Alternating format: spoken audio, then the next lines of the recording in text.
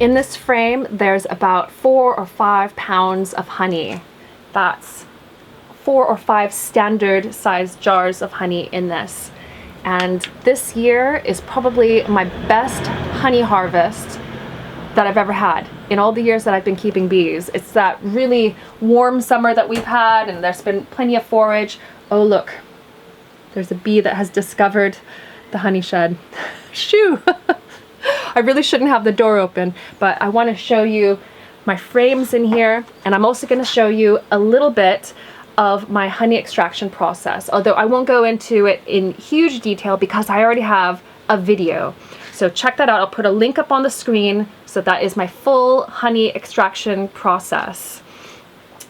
But the reason that I wanted to make this video today for you isn't just about extracting the honey, although we'll come back to that. It is mainly about how we as gardeners can help bees. And it's not just honeybees. There are 25,000 species of bees worldwide. That is a lot. Most of them you've never even heard of or seen. A lot of them live and nest in the ground, or they're types that you might not even recognize as bees, or they're in a different continent. There's just loads. But the thing that they all have in common is that they're threatened. And there are things that we as humans have done to destroy their habitat, introduce pesticides. It has decimated a lot of their populations. And so that's why we as gardeners are kind of at the forefront of being able to help bees. We're already out in our gardens. We see them on a day-to-day basis. So learning about the species that are in our gardens and then learning about ways to support them can benefit us and benefit them.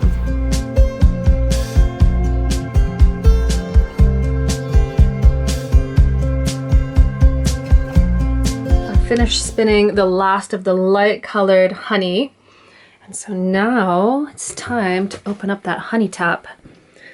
This is what's keeping all that honey inside there. I'm going to try to keep my different colored honeys separate, so the darker stuff will come next. All right, you ready? Ooh, look at that. All the little white pieces are beeswax. And I will leave it in this bucket until all of it floats to the top. And then I will fill the jars afterwards. The light in here is very fluorescent, but I had to shut the door. Otherwise, that one bee that I just pushed out the door, she'll go back and tell all of her sisters where the honey shed is, and they'll come flocking back and want to collect this honey. The aroma in here is incredible already. I've already started extracting, and I will continue through the afternoon. It's going to take a good few hours to get through all of this. But in any case, as far as gardeners and bees, one thing that makes us really, really knowledgeable and the best people for the job in helping bees is that we know exactly how to grow plants and flowers that will give them pollen and nectar all the year round. So there are things like crocus that come up early in the spring that are an important source of nectar and especially pollen for honeybees and other bees. And then we know what types of flowers that bees like to hang around on all summer long, so growing those. And then in the autumn, there are plants that grow in the autumn that are important, very important in helping to sustain wildlife in general, but especially our pollinating insects. So making sure that we have plants at all times of the year for those bees is something that we can do. So more than anyone else, we can do that. So we can provide food for bees.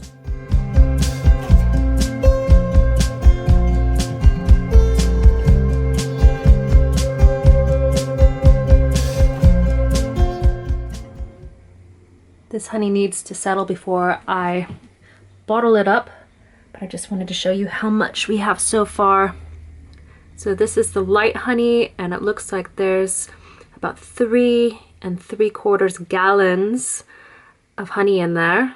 So let's see here in liters, that's about, what, 16.5 liters. So there's quite a bit there, but I'm only a third of the way through. There's a plus side to that as well for us, because if we have bees hanging about in our gardens, they're pollinating our veg and our fruits and our flowers as well, even plants that don't necessarily need pollination for them to produce food. They might need it to be pollinated to produce seeds. So if you're saving your own seed, you need pollinators to do their job in making sure that those seeds ripen and that we're able to save them for the next year.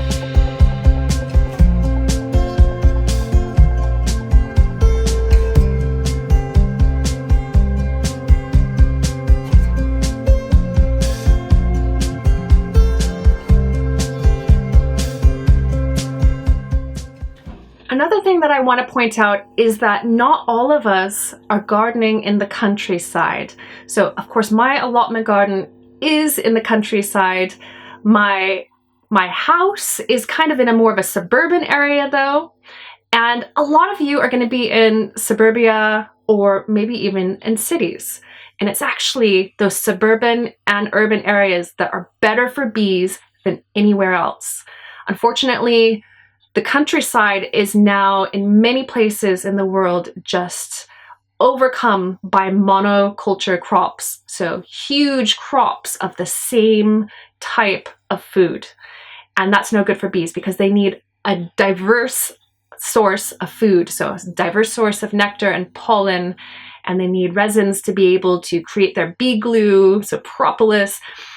They need something diverse. They can't just have one type of food all summer long. And besides, that type of food would crop, flower, and then, it moves on to its next phase, and then the bees are left with no food. And because of this monoculture, a lot of the hedgerows and native habitat has been destroyed. Human expansion as well has decimated habitat. But urban areas, so city parks, small gardens, there's a lot less pesticides there, and there's a lot more diverse types of plants. So bees are able to get what they need from those. And so urban beekeeping is fantastic. And there are places in the world like New York City and London where urban beekeeping has kind of taken on its own kind of culture. So if you are living in those areas, that's actually the best place to be supporting your bees and also to take up beekeeping. The last reason that I can think that it's a great idea to keep bees or to create habitat for bees in our gardens is the personal rewards that we can get from it.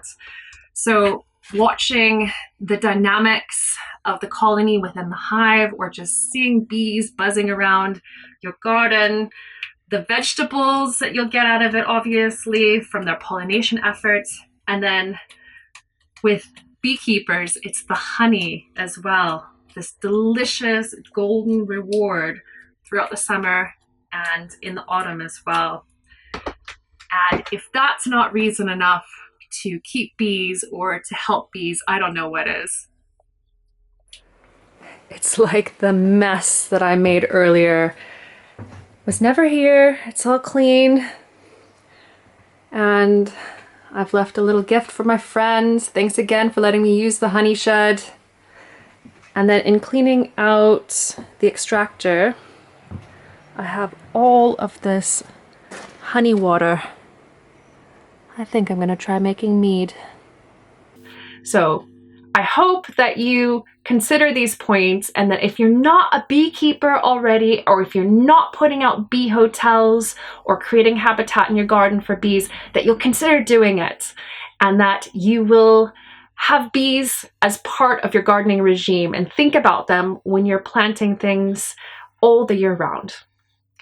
If you want to check out some of my other beekeeping videos, I have a playlist. I'll pop that up on the screen so you can check that out. And if you're interested in keeping bees, leave me a comment below. Let me know what questions you have about it, and I'll try to provide some resources to get you started. Thank you so much for watching, and I will see you next time here on the Lovely Greens YouTube channel. Bye for now.